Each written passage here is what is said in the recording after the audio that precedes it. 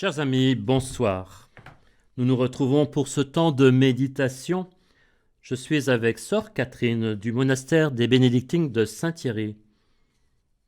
Elle prêtera sa voix pour les voix off. Elle est surtout là pour nous dire que toute la communauté des Bénédictines prie avec nous. Aujourd'hui, l'Église fait la mémoire de Padre Pio, capucin italien, prêtre qui connut les stigmates, est resté très vif dans la conscience chrétienne, surtout en Italie, mais on le connaît bien aussi chez nous. Avant d'avoir atteint l'âge adulte, il comprit qu'il devait combler, en union avec Jésus, l'espace qui sépare les hommes de Dieu. Il mit en œuvre ce programme selon 3 moyens: la direction des âmes, la célébration de la confession et la célébration de l'Eucharistie. Il est décédé en septembre 1968. Depuis, son corps repose dans l'église Santa Maria del Grazie à San Giovanni Rotondo. Il a été canonisé en 2002 sous le nom de Saint Pied de Pietrelcina. Entrons dans la prière. Au nom du Père et du Fils et du Saint-Esprit. Amen. Amen. Évangile de Jésus-Christ selon saint Matthieu. En ce temps-là, Jésus rassembla les 12. Il leur donna pouvoir et autorité sur tous les démons, et de même pour faire des guérisons. Il les envoya proclamer le règne de Dieu et guérir les malades. Il leur dit : ne prenez rien pour la route, ni bâton, ni sac, ni pain, ni argent. N'ayez pas chacun une tunique de rechange. Quand vous serez reçus dans une maison, restez-y. C'est de là que vous repartirez. Et si les gens ne vous accueillent pas, sortez de la ville et secouez la poussière de vos pieds. Ce sera un témoignage contre eux. Ils partirent et ils allaient de village en village, annonçant la bonne nouvelle et faisant partout des guérisons.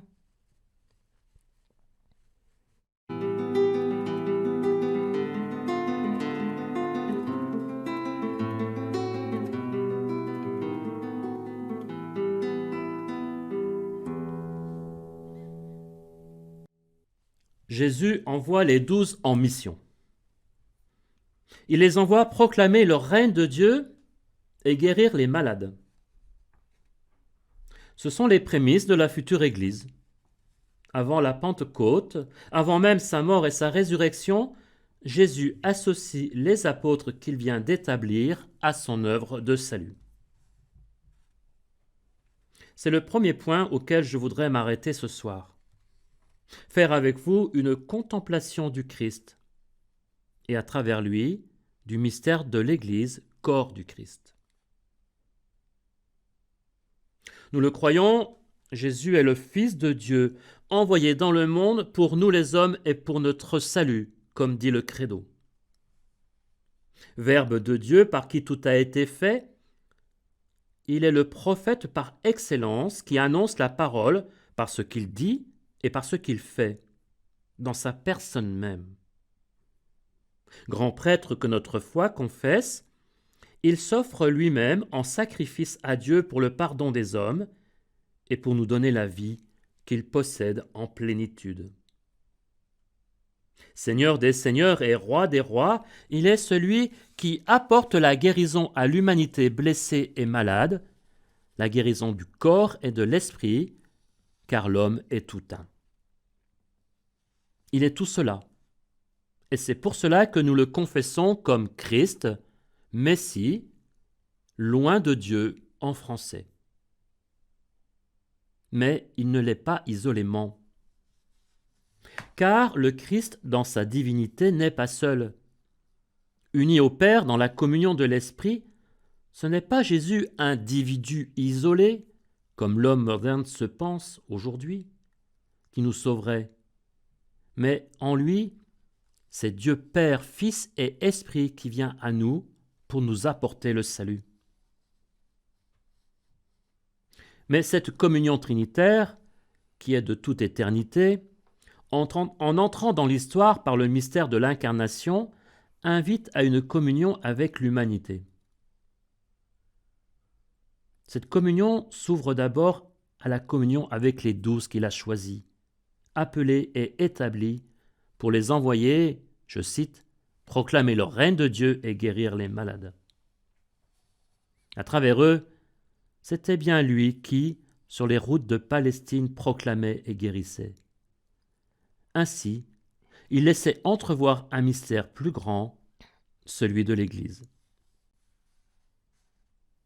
En effet, par le don de l'Esprit, depuis la croix et au jour de Pentecôte, cette communion est devenue la communion de l'Église.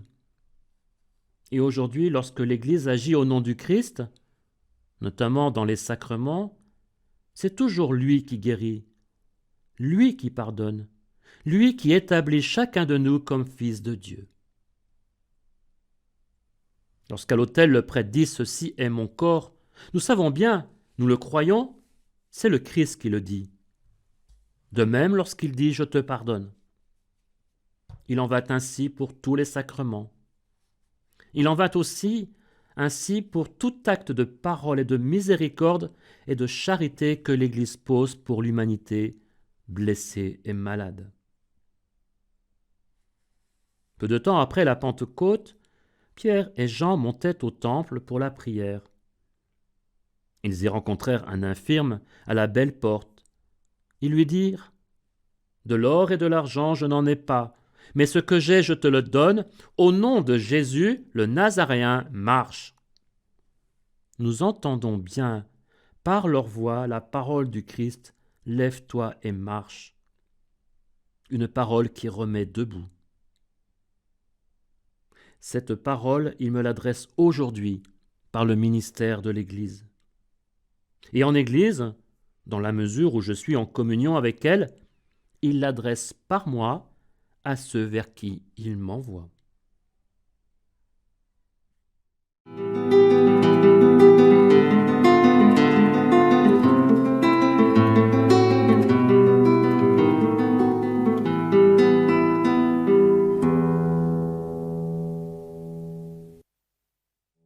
Lorsqu'il envoya les 12, Jésus leur dit « Ne prenez rien pour la route, ni bâton, ni sac, ni pain, ni argent, n'ayez pas chacun une tunique de rechange.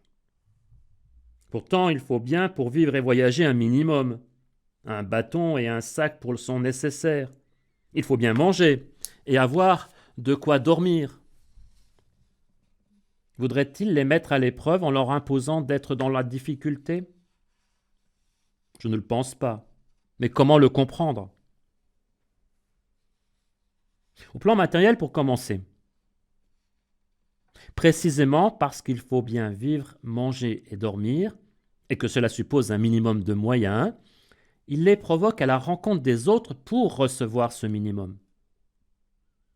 On retrouvera cela avec l'envoi des 70.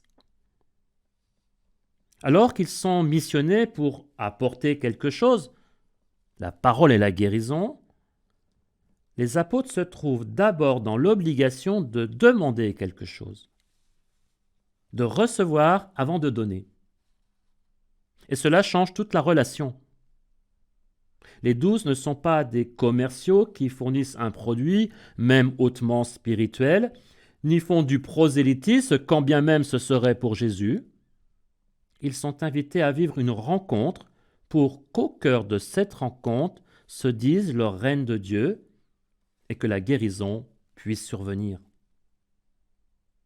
Et là, nous comprenons cette consigne au sens spirituel.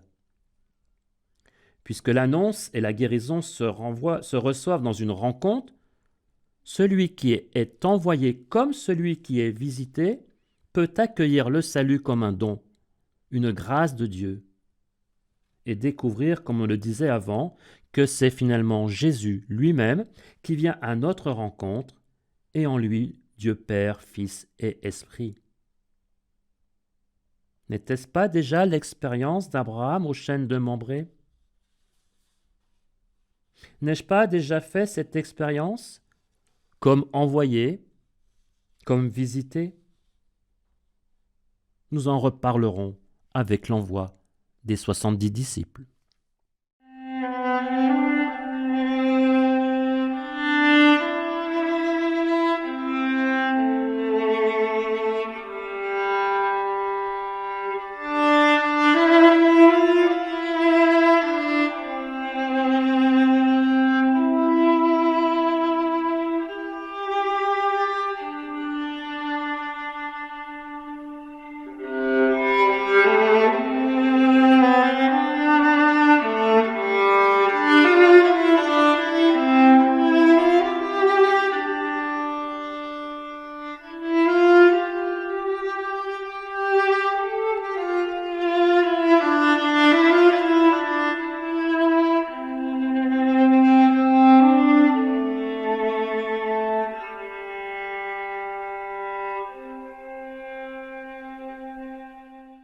Je vous propose de réentendre un texte qui commence à dater, c'est vrai, mais qui garde toute sa pertinence pour aujourd'hui, alors que notre Église diocésaine se laisse appeler à partir en mission. L'Église se fait conversation. Extrait de l'encyclique de Paul VI sur l'Église, Ecclesiam Suam, du 6 août 1964. L'Église doit entrer en dialogue avec le monde avec lequel elle vit. L'Église se fait parole, l'Église se fait message, l'Église se fait conversation. Le dialogue est donc un moyen d'exercer la mission apostolique. C'est un art de communication spirituelle. Ses caractères sont les suivants. La clarté avant tout. Le dialogue suppose et exige qu'on se comprenne. Il est une transmission de pensée et une invitation à l'exercice des facultés supérieures de l'homme. À ce titre, il suffirait pour le classer parmi les plus nobles manifestations de l'activité et de la culture humaine. Cette exigence initiale suffit aussi à éveiller notre zèle apostolique pour revoir toutes les formes de notre langage. Celui-ci est-il compréhensible? Est-il populaire? Est-il bien choisi? Un autre caractère est la douceur, celle que le Christ nous propose d'apprendre de lui-même. « Mettez-vous à mon école, car je suis doux et humble de cœur. » Le dialogue n'est pas orgueilleux, il n'est pas piquant, il n'est pas offensant. Son autorité lui vient de l'intérieur, de la vérité qu'il expose, de la charité qu'il répand, de l'exemple qu'il propose. Il n'est pas commandement et ne procède pas de façon impérieuse. Il est pacifique, il évite les manières violentes, il est patient, il est généreux. La confiance, tant dans la vertu de sa propre parole que dans la capacité d'accueil de l'interlocuteur. Cette confiance provoque les confidences et l'amitié. Elle lie entre eux les esprits dans une mutuelle adhésion à un bien qui exclut toute fin égoïste. Tous nous sommes invités à entrer dans cette conversation. Tous disciples missionnaires, dira plus tard le pape actuel. Soyons sûrs, l'Esprit nous aide. Réécoutons pour chacun de nous la prière qui est faite le jour de notre confirmation, alors que tous les prêtres imposaient sur nous les mains. Qu'elle ravive en nous le don qui nous fut fait, ou, si nous n'avons pas été confirmés, qu'elle en creuse le désir. Dieu très bon, comme tu l'as promis, répands maintenant sur ces baptisés ton Esprit Saint. Donne-leur en plénitude l'esprit qui reposait sur ton Fils Jésus, esprit de sagesse et d'intelligence, esprit de conseil et de force, esprit de connaissance et d'affection filiale. Remplis-les de ton esprit, de l'esprit d'adoration.